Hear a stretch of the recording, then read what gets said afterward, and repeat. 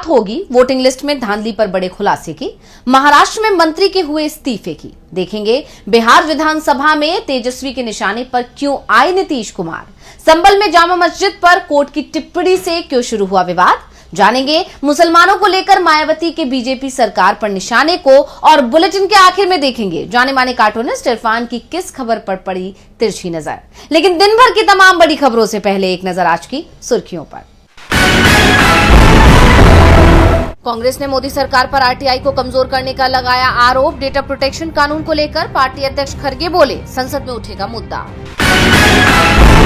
Bombay high court से पूर्व सेबी प्रमुख माधवी बुच को बड़ी राहत। बुच के खिलाफ एफआईआर दर्ज करने पर लगी रोक। शेयर बाजार में फ्रॉड से जुड़ा है मामला। मोदी सरकार से टकराने के मूड में सीएम पिनरई विजयन। केंद्र सरकार से की केरल तट पर गहरे समुद्र में खनिज खनन की इजाजत देने के आदेश को वापस लेने की मांग। विधानसभा में पारित हुआ प्रस्ताव। गिरावट के साथ बंद हुआ शेयर बाजार। 96 अंकों की गिरावट के साथ 72,990 अंक पर बंद हुआ सेंसेक्स। निफ्टी 37 अंकों की गिरावट के साथ 22,083 पर हुआ बंद। ये तो थी सुर्खियां। अब बात आज की सबसे बड़ी खबर की। लोकसभा चुनाव के समय से ही चुनाव आयोग सवालों में है। इसके बाद हरियाणा और महाराष्ट्र चुनाव के बाद से तो वोटिंग लिस्ट की धांधली का मामला सुर्खियों में आ गया। इंडिया गठबंधन की तरफ से चुनाव आयोग पर गंभीर आरोप लगाए गए। कांग्रेस ने धांधली को लेकर एक टीम तक गठित की और इस टीम ने सबूतों के साथ चुनाव आयोग पर गंभीर सवाल खड़े किए हैं। तो क्या है पूरा मामला, देखिए ये रिपोर्ट। कांग्रेस ने एक बार फिर चुनाव आयोग पर वोटर लिस्ट में गड़बड़ी का आरोप लगाया है। पार्टी के नेताओं ने एक ही पहचान संख्या वाले कई वोटर्स पर चुनाव आयोग की चुप्पी पर सवाल उठाए हैं। पार्टी का कहना है कि बीजेपी और इलेक्शन कमीशन दोनों इस काम में शामिल है। कांग्रेस कानूनी और राजनीतिक तरीकों से इसका हल ढूंढ रही है। उनका कहना है कि ये लोकतंत्र के लिए खतरा है। कांग्रेस ने चेतावनी दी है कि वह इस मुद्दे को ऐसे नहीं छोड़ेगी। वहीं कांग्रेस में एक्सपर्ट्स के एक समूह ईगल ने इस संबंध में बयान जारी किया है। अब पर्दा हट चुका है। ये साफ है कि सत्तारूढ़ बीजेपी चुनाव आयोग की मिलीभगत से मतदाता सूचियों में हेरफेर करके चुनाव जीतती है या जीतने का प्रयास करती है। यही कारण है कि चुनाव आयुक्तों की नियुक्ति की प्रक्रिया नरेंद्र मोदी सरकार के लिए इतनी महत्वपूर्ण है कि उसने चुनाव आयुक्तों की नियुक्ति के लिए एक संतुलित समिति बनाने के सुप्रीम कोर्ट के फैसले को पलट दिया। पोस्ट में आगे लिखा गया कि कांग्रेस पार्टी इस मुद्दे को बंद नहीं पड़ने देगी और कानूनी, राजनीतिक, विधायी तथा अन्य तरीकों से समाधान खोजने पर सक्रिय रूप से काम कर रही है। बता दें कि ईगल कांग्रेस नेताओं और विशेषज्ञों का एक विशेषाधिकार प्राप्त कार्य समूह है। इस ग्रुप में अजय माकन, दिग्विजय सिंह, अभिषेक मनु सिंघवी, पवन खेड़ा, गुरदीप सिंह सप्पल, नीति राउत और वामशी चंद रेड्डी शामिल है। इस समूह ने आरोप लगाया है कि निर्वाचन आयोग मतदाता सूची में हेरफेर में सहभागी है और दावा किया है कि इस मुद्दे पर कुछ चौंकाने वाले घटनाक्रम सामने आए हैं। ईगल ग्रुप ने कहा कि एक ही मतदाता पहचान पत्र संख्या का उपयोग कई मतदाताओं के लिए किया जा रहा है, चाहे वे एक ही राज्य के एक ही निर्वाचन क्षेत्र के हों या फिर दूसरे राज्यों के। कांग्रेस के आरोप अगर सच हैं, तो फिर पूरी की पूरी चुनावी प्रक्रिया ही सवालों में घिरती दिख रही है। वैसे सवालों में तो महाराष्ट्र की सरकार भी घिरती दिख रही है। सरकार बने 3 महीने भी नहीं हुए हैं कि एक मंत्री को इस्तीफा देना पड़ गया है क्योंकि मंत्री पर गंभीर आरोप लगे हैं। तो क्या है पूरा मामला, देखेंगे रिपोर्ट में। महाराष्ट्र सरकार में मंत्री धनंजय मुंडे ने मंत्रिमंडल से इस्तीफा दे दिया है, जिससे राज्य की सियासत में हलचल मची हुई है। मुंडे से अलग रह रही उनकी पहली पत्नी करुणा मुंडे ने दावा किया था कि वो सोमवार को बजट सत्र शुरू होने से पहले इस्तीफा दे देंगे। वहीं जानकारों की माने तो सीएम देवेंद्र फडणवीस ने भी मंत्री धनंजय मुंडे को इस्तीफा देने के लिए कहा था। बीड़ में सरपंच संतोष देशमुख मामले में नाम जुड़ने से सरकार पर उनका इस्तीफा लेने का लगातार दबाव बढ़ रहा था। सीएम ने यह फैसला सरपंच संतोष देशमुख मामले के फोटो सोशल मीडिया पर वायरल होने के बाद लिया। इस मामले में देर रात डिप्टी सीएम अजित पवार के घर देवगिरी पर एनसीपी के वरिष्ठ नेताओं की बैठक हुई। इस बैठक में धनंजय मुंडे भी मौजूद रहे। दरअसल संतोष देशमुख मामले का मुख्य आरोपी वाल्मीकि कराड़ मंत्री धनंजय मुंडे का करीबी था। खुद धनंजय मुंडे भी कई बार सार्वजनिक तौर पर कह चुके हैं कि वाल्मीकि कराड़ उनका बेहद करीबी है। अब तस्वीरें सामने आने के बाद धनंजय मुंडे पर इस्तीफे का दबाव बढ़ गया था। धनंजय मुंडे की पत्नी करुणा शर्मा मुंडे ने रविवार 2 मार्च को दावा किया था कि धनंजय मुंडे बजट सत्र से पहले इस्तीफा दे देंगे। यहां तक कि करुणा मुंडे ने यह भी कहा था कि 2 दिन पहले ही अजित पवार ने उनका इस्तीफा ले लिया है। उन्होंने ये भी कहा था कि धनंजय मुंडे इस्तीफा देने के लिए तैयार नहीं थे, लेकिन अजित पवार ने जबरन उनका इस्तीफा लिखवा लिया। अब मुंडे के इस्तीफे को लेकर ऐसा कहा जा रहा है कि सरकार उनके इस्तीफे की वजह बीमारी को बताएगी। धनंजय मुंडे को बेल्स पाल्सी नाम की बीमारी हो गई है, जिससे उन्हें लगातार बोलने में दिक्कत हो रही है। तो अब सवाल ये उठता है कि क्या धनंजय मुंडे का इस्तीफा सिर्फ एक संयोग है या फिर महाराष्ट्र की राजनीति में कोई बड़ा बदलाव आने वाला है? क्या महाराष्ट्र में महायुति सरकार किसी बड़े संकट की ओर बढ़ रही है? धनंजय मुंडे जब मंत्री बने तभी से विवादों में थे और मंत्री पद से इस्तीफा देने के बाद भी विवादों में घिरे हुए हैं।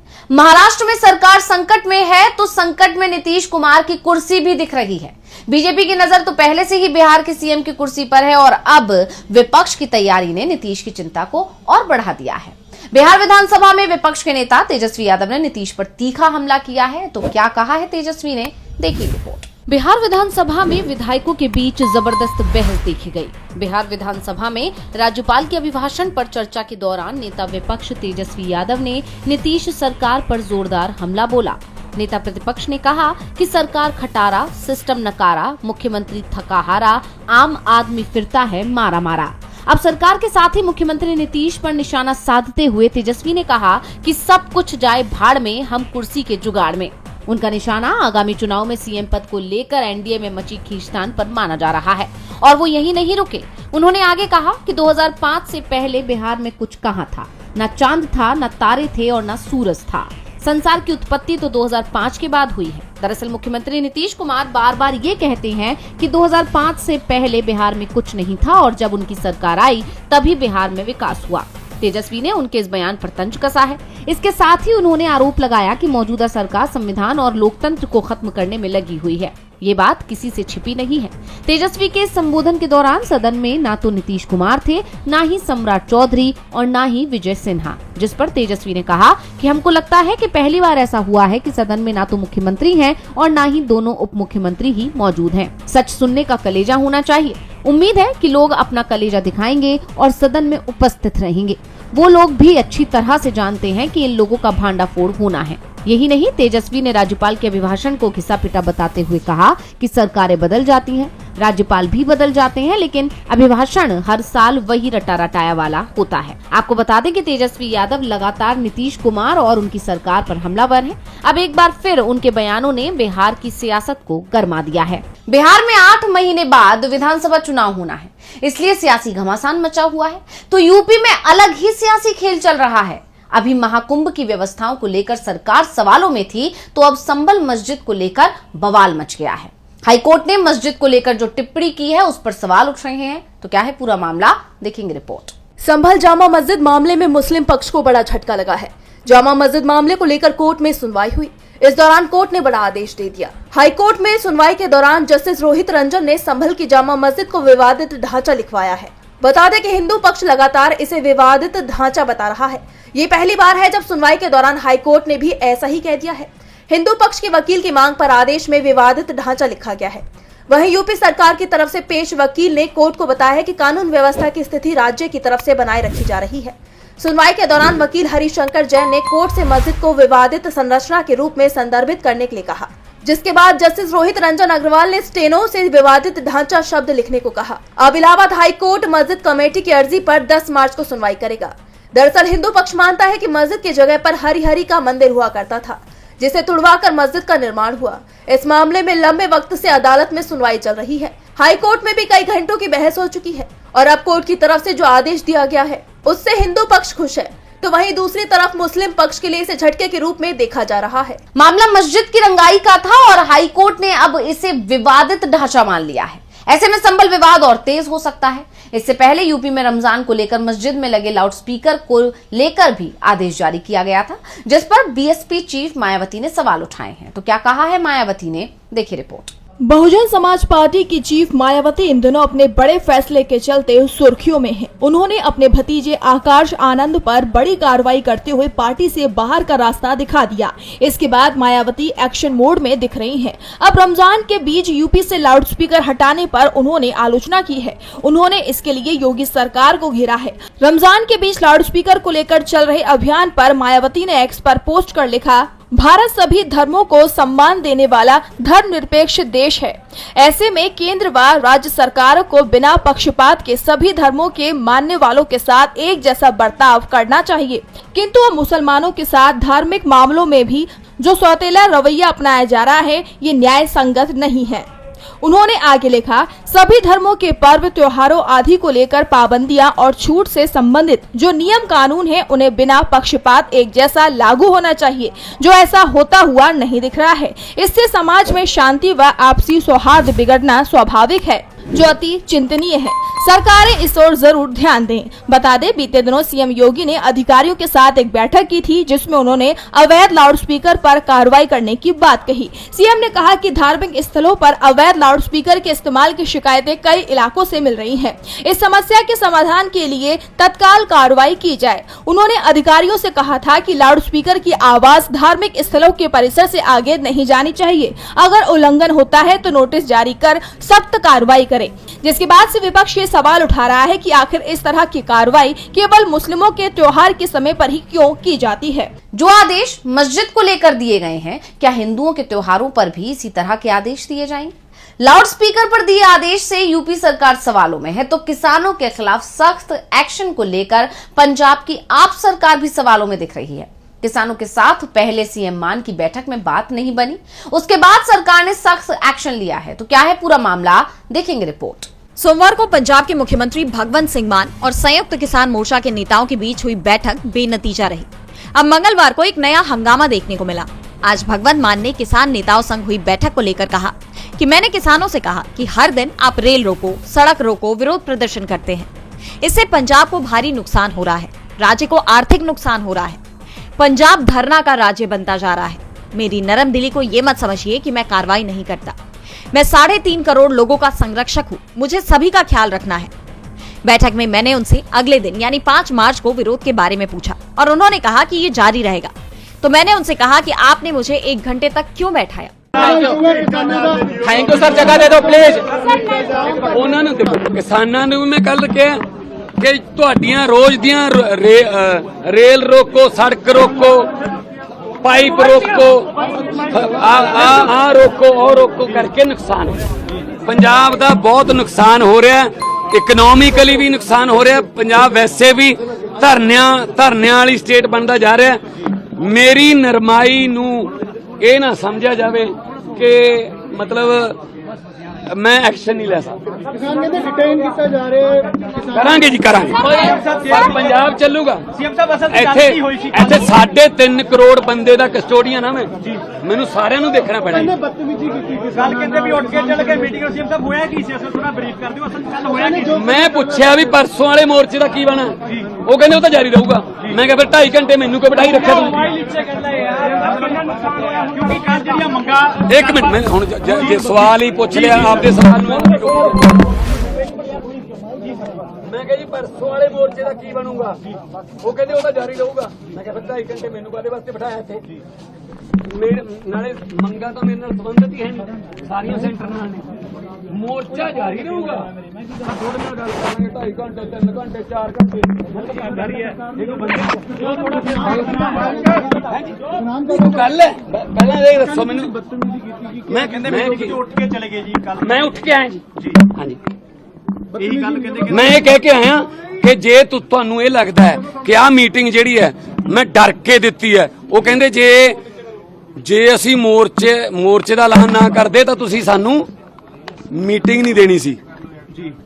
ਮੈਂ ਕਿਹਾ ਮੈਂ ਡਰ ਕੇ ਮੀਟਿੰਗ ਨਹੀਂ ਦਿੱਤੀ, ਮੈਂ ਉਦੋਂ ਪਹਿਲਾਂ ਬਿਨਾਂ ਮੋਰਚੇ ਤੋਂ ਵੀ ਤੁਹਾਨੂੰ ਮਿਲਦਾ ਰਿਹਾ। ਮੈਂ ਤੁਹਾਡਾ ਮਿੱਤਰ ਕੀੜਾ, ਮੈਂ ਆਪ ਕਿਸਾਨੀ ਨੂੰ ਸੰਬੰਧ ਰੱਖਦਾ। ਤੁਹਾਡੇ ਚੋਂ ਸ਼ਾਇਦ ਘੱਟ ਖੇਤ ਗਏ ਹੋਣੇ, ਮੈਂ ਜ਼ਿਆਦਾ ਖੇਤ ਜਾਣਾ, ਠੀਕ ਹੈ ना।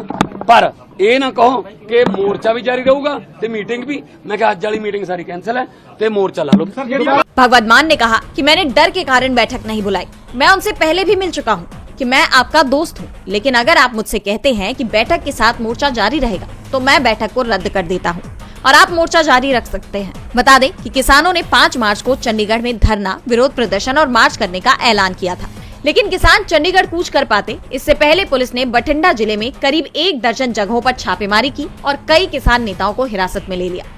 सोमवार को किसान संगठनों के साथ चल रही बैठक से सीएम के उठकर जाने से पहले ही सूबे की सियासत गर्म थी।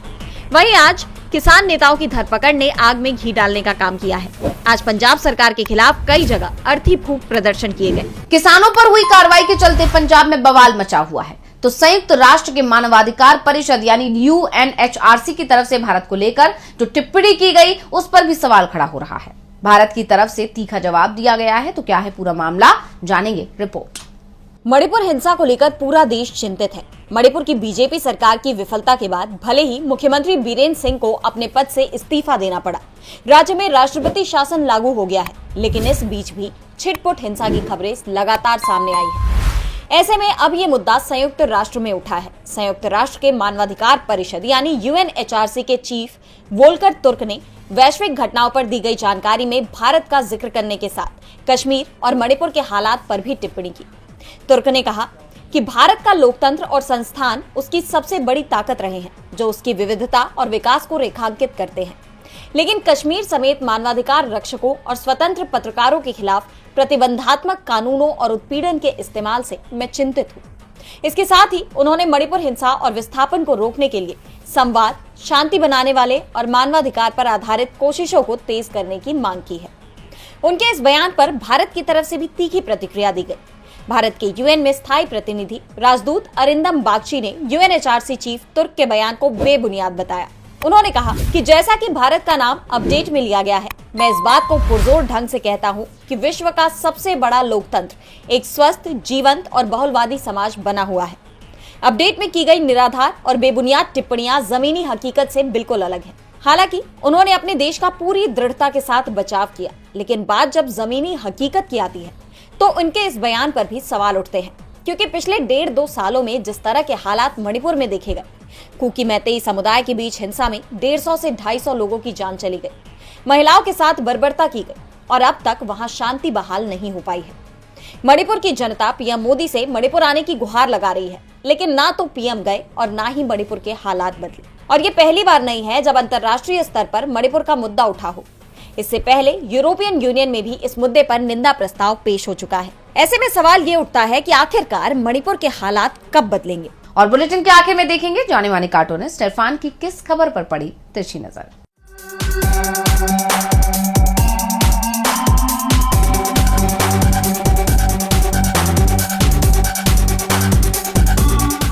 पीएम मोदी किसी मामले में कुछ हो या ना हो, लेकिन पर्यटन के मामले में वो नंबर 1 है। आज गुजरात में वन तारा वाइल्ड लाइफ का उन्होंने उद्घाटन किया। कहने को वो दुनिया के कई देशों में जा चुके हैं, नहीं गए हैं तो अपने मणिपुर में, जहां पर उनका बेताबी से इंतजार किया जा रहा है, काश मणिपुर भी किसी देश का नाम होता तो शायद वहां भी चले जाते।